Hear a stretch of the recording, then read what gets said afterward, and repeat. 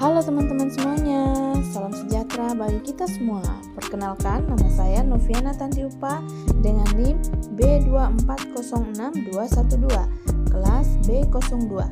Pada video kali ini, saya akan melakukan konseling mengenai jarak yang ideal dalam kehamilan dalam mata kuliah Pelayanan Kebidanan dalam Sistem Pelayanan Kesehatan dengan Ibu dosen pengampu Ibu Rismawati SST MKes. Selamat menyaksikan. Siang Ibu Bidan, selamat siang Ibu, silakan duduk. Bagaimana Ibu, ada yang bisa saya bantu? Ini Ibu Bidan, saya mau bertanya tentang jarak kehamilan. Oh, jarak kehamilannya. Oke, baik. Sebelumnya itu perkenalkan, nama saya Bidan Novi. Ibu namanya siapa? Nama saya Ibu Rosma. Oh, Ibu Rosma ya. Umurnya berapa? 31 tahun. 31 tahun. Oke, baik Ibu, saya akan menjelaskan mengenai penentuan jarak dalam kehamilan itu ada dua faktor yang dipilih, yaitu pengaruh kepada ibunya.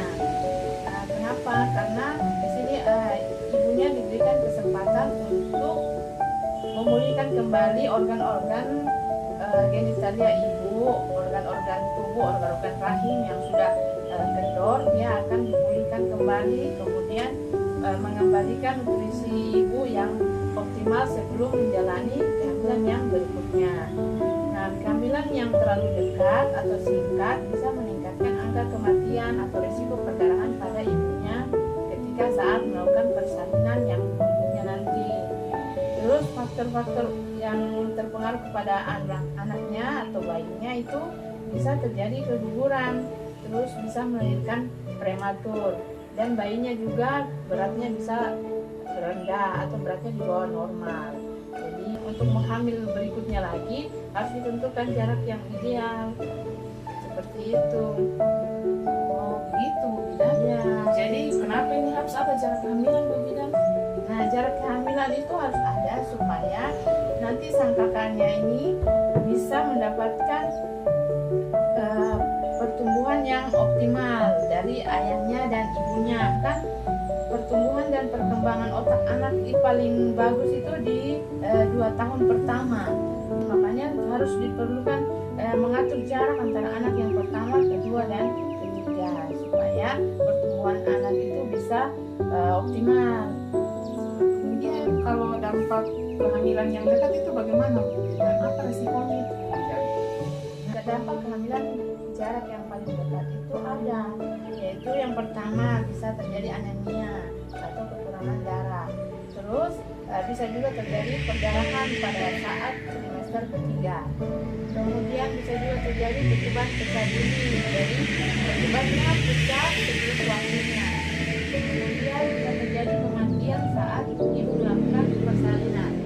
Jadi setelah ibu melakukan persalinan normal, maka kehamilan berikutnya bisa dibicarakan dengan suaminya ibu, apakah sudah siap untuk memiliki anak berikutnya atau belum, karena itu harus disiapkan secara fisik dan mental. Jadi kehamilan berikutnya itu yang paling idealnya itu 2 tahun sampai 5 tahun. Jadi itu bisa memberikan kesempatan pemulihan pada rahimnya ibu. Jadi itu harus dikomunikasikan. Nah, itu kalau ibu yang lahir secara normal. Kalau yang lahir secara sesar, itu jarak yang ideal yang diperbolehkan sekitar 18 bulan. Karena akan berisiko pada ibunya, yaitu ketika luka jahitannya masih basah atau masih dalam masa pemulihan, kemudian dia hamil lagi, itu akan terbuka luka jahitannya, sehingga itu dikhawatirkan akan berisiko pada ibunya, karena pertumbuhan janin yang menyebabkan luka jahitannya akan terbuka. Makanya pentingnya itu jarak yang ideal dalam kehamilan itu harus diatur. Makanya pentingnya pasangan harus komunikasikan jarak antara anak pertama, kedua, dan ketiga apabila ingin memiliki anak lagi. Nah, ini kebetulan ibu setelah selesai melahirkan, baru selesai melahirkan. Jadi saya sarankan ibu untuk menggunakan KB.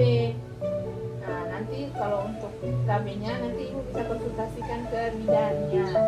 KB apa yang cocok dan bagus untuk ibu pakai supaya nanti kehamilan berikutnya bisa diatur diatur biar jarak anak antara anak dan satu dan kedua bisa jarak yang ideal. Jadi begitulah Ibu yang bisa saya sampaikan. Apakah sudah cukup jelas atau ada yang mau ditanyakan lagi? Oh iya, baik dan saya sudah cukup paham dengan penjelasannya. Kalau begitu saya pamit dulu Bu Bidan. Oh iya Ibu, terima kasih atas Terima kasih Bu Bidan. ya. Demikianlah video konseling dari saya. Semoga bermanfaat. Sekian dan terima kasih.